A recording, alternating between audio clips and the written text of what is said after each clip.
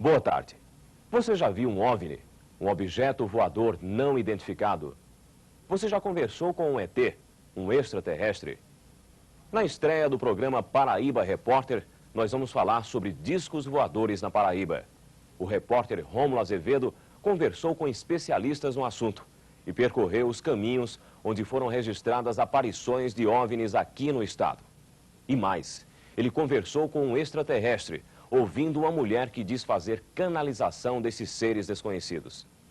Será que os discos voadores e os extraterrestres já estão entre nós?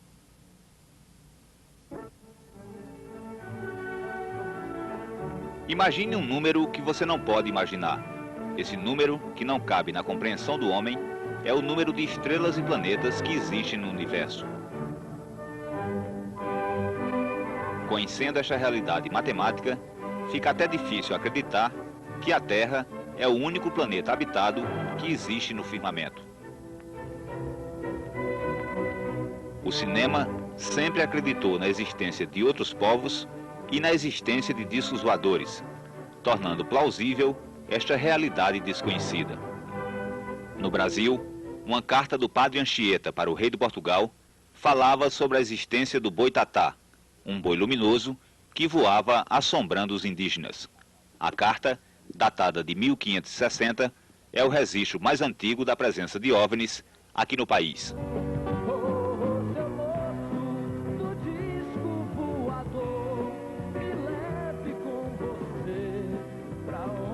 O mago Paulo Coelho, autor de livros famosos, já viu discos voadores. A primeira vez foi em uma praia do estado do Rio, onde ele estava com o parceiro Raul Seixas. Com o Raul, a gente estava numa praia, faz muito tempo, mas eu me lembro que a gente estava numa praia, enfim, conversando abobrinha, não falando nada, e de repente passou um disco que fez um zigue-zague, parou, desceu, subiu, e claro que sempre que isso acontece, um não acredita muito, né? E aí eu perguntei se ele tinha visto a mesma coisa que eu, ele disse que sim, e ficamos tentando explicar na mesma hora o que tinha acontecido. Era o quê? Era uma bolinha, como se fosse uma pequena bolinha de gude, né? Se eu não me engano era redondo, já tem muito tempo, acho que está fazendo 20 anos, e foi isso que aconteceu, né? E você chegou a ver outra vez? Eu vi no deserto do Mojave, quando eu estava com a minha mulher. Eu vi em Araruama rapidinho, eu olhei para trás. Foi assim uma visão muito rápida. E eu vi no Mojave com a minha mulher, no deserto, que a gente olhou 3 pedras iguais, né? E estávamos ali, e disse, pô, que coincidência. E de repente as pedras levantaram bem devagarzinho, que não eram pedras, e começaram a andar. Mas assim foi muito devagar, muito devagar. Depois eu vim saber que ali, né, aparecem muitos discos. Assim como Paulo Coelho, muita gente já viu objetos voadores não identificados. Pessoas como o engenheiro paulista Claudeir Covo, que estuda o aparecimento de OVNIs aqui no Brasil há 28 anos e é um dos ufólogos mais respeitados na América Latina. Claudeir é o presidente do Centro de Estudos e Pesquisas Ufológicas, que funciona em São Paulo e foi fundado em 1975. Claudeir, por que os discos voadores procuram o planeta Terra? Nós não sabemos ainda o porquê do interesse desses seres pelo nosso planeta. Talvez algum tipo de minério, algum tipo de experiência por parte desses seres, talvez a própria biologia em si do planeta, alguma falha geológica, ou seja, existem situações que nós analisamos como hipótese de trabalho, mas ainda não sabemos exatamente o porquê que esses seres estão fazendo presença em nosso planeta. Claudeir, você tem alguma informação sobre a aparição de discos voadores aqui na Paraíba? Agora, recentemente, teve uma ocorrência na região do Curimataú. Os ufólogos aqui de Campina Grande estão exatamente nesse presente momento fazendo o levantamento dos fatos no local. A seguir, os discos voadores em Campina Grande. A primeira vez que um disco voador foi fotografado com nitidez aqui em Campina Grande foi em 1969. Mas tudo não passava de uma farsa. E o disco fotografado era semelhante a este, feito com 2 pratos de metal e um pedaço de papelão pintado. O autor do disco de fantasia foi o fotógrafo e cineasta Machado Bittencourt. Ele conta que a brincadeira arquitetada por ele causou grande impacto na época, deixando os concorrentes malucos com o furo. Mas a notícia do disco, publicada na primeira página do jornal, foi desmentida no dia seguinte, com uma explicação aos leitores. Eu fui desafiado a produzir uma reportagem mostrando um disco em Campina Grande, mostrando um disco fazendo evoluções em Campina Grande, né? O desafio partiu do Frank Ribeiro, eu aceitei e produzi uma série de fotografias com a ajuda de 2 companheiros lá em Campina Grande. Fiz um disco na base de dois pratos de ágata, justapostos, né? No meio deles havia um papelão cortado como se fosse uma circunferência perfeita. Bom, pendurei esse disco com fio de nylon transparente e utilizei algumas técnicas que a fotografia permite, né? Pouca velocidade, um ligeiro desfoque. Coloquei o disco numa certa posição lá em Campina Grande. Eu trabalhei em frente à antiga boate do Campinense Clube. O disco ficou por cima de um bairro lá. Eu bati a foto, o Correio da Paraíba publicou, foi uma sensação, né? Mas no dia seguinte a gente desmentiu e eu mostrei como é que foi feito, né?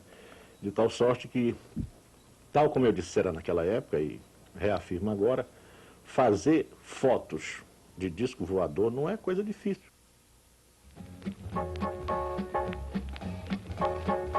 Esperada, marcianita, assegura os homens de ciência que em 10 anos mais tu e eu estaremos bem juntinhos. No dia 4 de agosto de 1961, o médico campinense Dr. Gilvan Barbosa viajava em uma rural como esta com o motorista e a esposa dele. Ele fazia uma viagem entre Natal e Fortaleza. No meio do caminho, entre as cidades de Angico e Açu, no Rio Grande do Norte, Dr. Gilvan Barbosa viu um disco voador parado ao lado da estrada.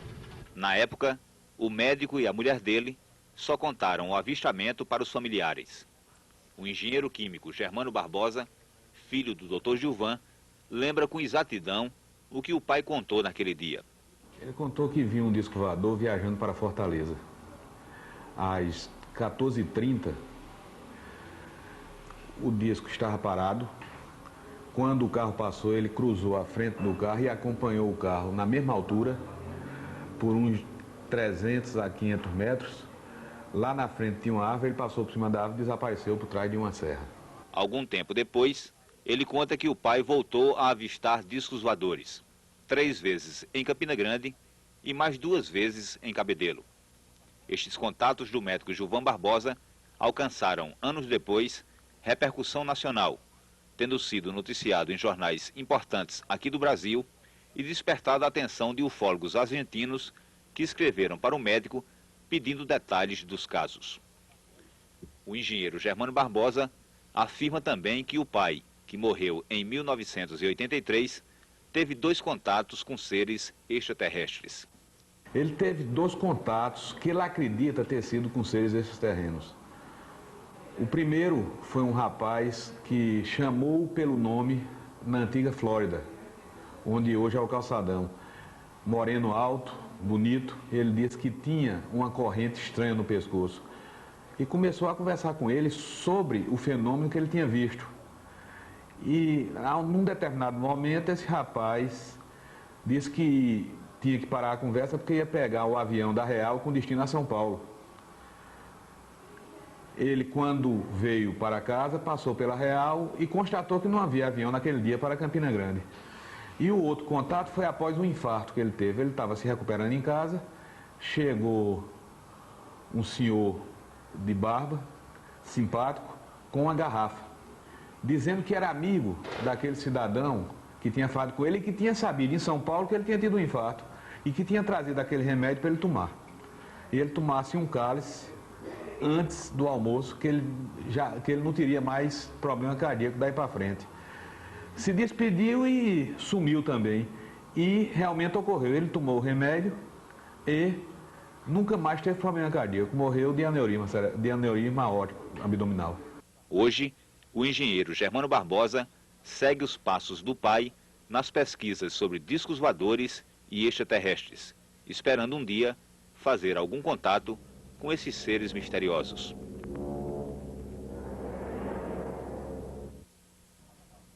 A seguir, as aparições de OVNIs no Curimataú paraibano e a mulher que canaliza mensagens dos extraterrestres.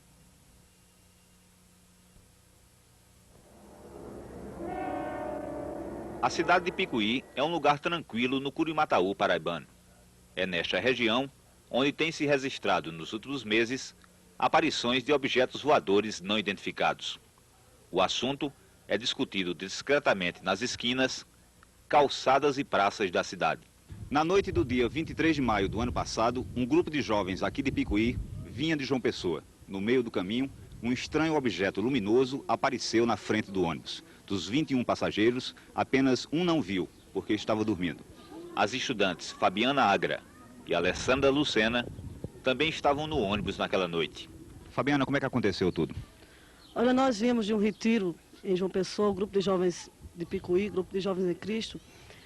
Era dia 23 de maio de 93, umas 7h30 da noite. E o ônibus, nós notamos uma coisa estranha no céu, um ponto estranho, luminoso. Então, quando vimos que não se tratava de uma estrela, era um objeto, pelo menos desconhecido para nós, o motorista parou o ônibus e nós ficamos avistando o objeto aproximadamente uns 10 minutos. Era como uma fonte luminosa, uma luz, e ela se mudava muito de local. De que cor era essa luz? Era branca, era uma luz como branca, uma luz como de uma cidade.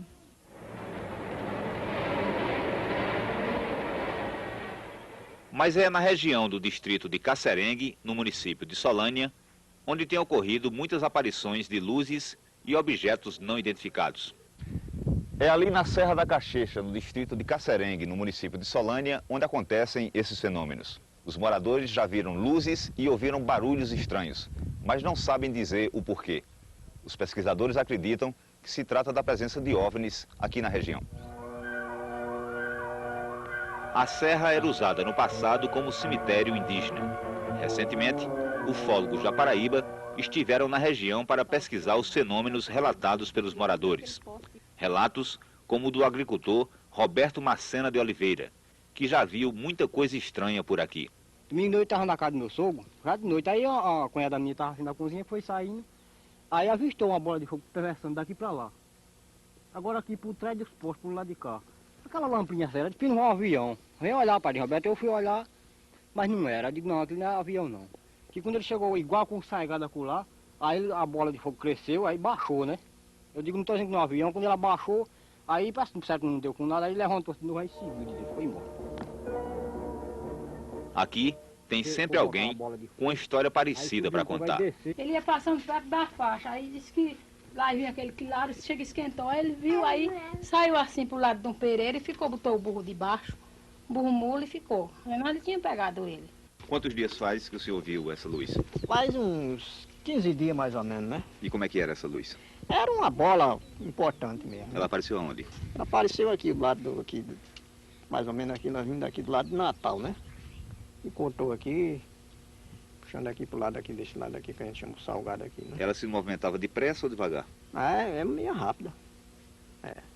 O ufólogo Manuel de Freitas, pesquisador do Instituto Campinense de Ufologia, conhece bem a região.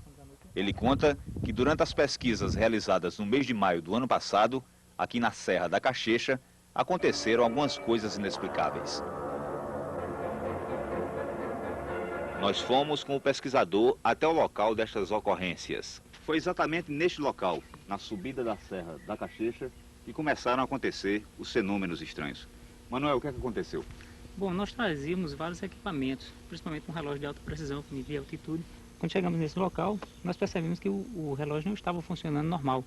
As variações dele não correspondiam à realidade do que nós estávamos acostumados a trabalhar.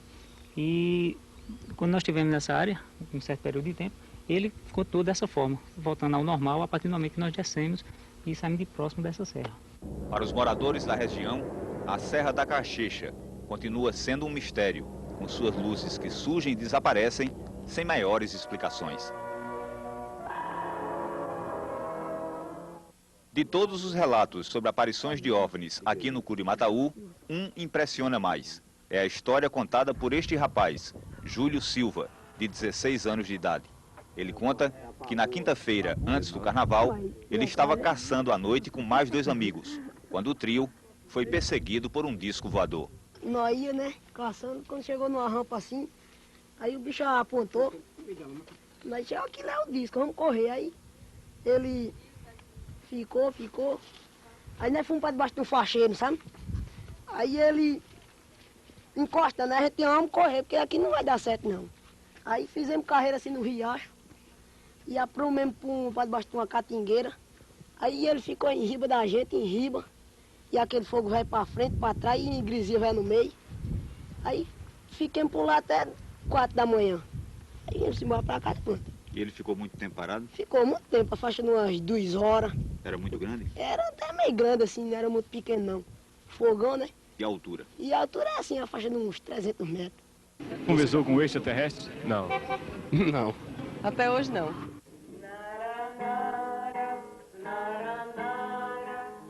A carioca Tânia Carvalho, que mora atualmente em João Pessoa, conversa normalmente com extraterrestres. Pelo menos é o que ela diz. A primeira vez que Tânia fez um contato com extraterrestres, ela tinha 13 anos de idade. Tânia, como é que foi essa primeira vez?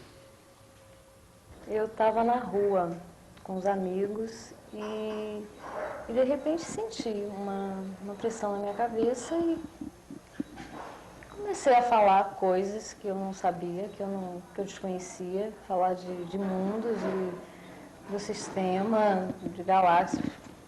Eu achei tão maluco aquilo. Tânia, por que é que eles escolheram você para essas canalizações?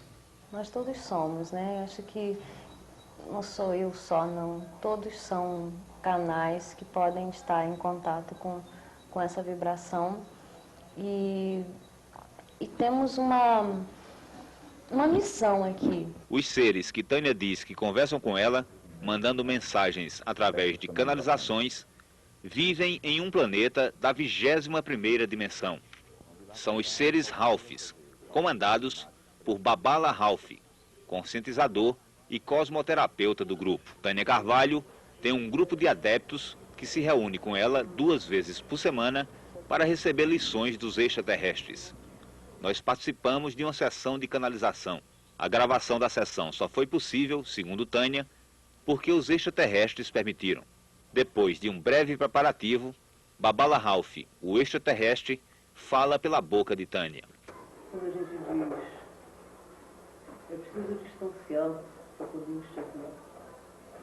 Na fala, eu percebo que a voz dela está mudada. Ela fala com voz de homem. Muito depressa, não dá. Querendo testar os poderes do extraterrestre, faço mentalmente uma pergunta para ele. Mas ele não responde nada. A plateia acredita com fé cega em tudo que vê e se ouve na sala durante a canalização. As mensagens transmitidas por Tânia falam da necessidade de união entre os homens aqui na Terra, mas nada que não tenha sido dito antes por outros profetas. Sem resposta mental, resolvo fazer uma pergunta falando. Por que a Paraíba? Aqui está mais fácil. Eu trabalho lá em cima. Tenho muitos ajudantes. Aqui, nesse ponto, fora dele.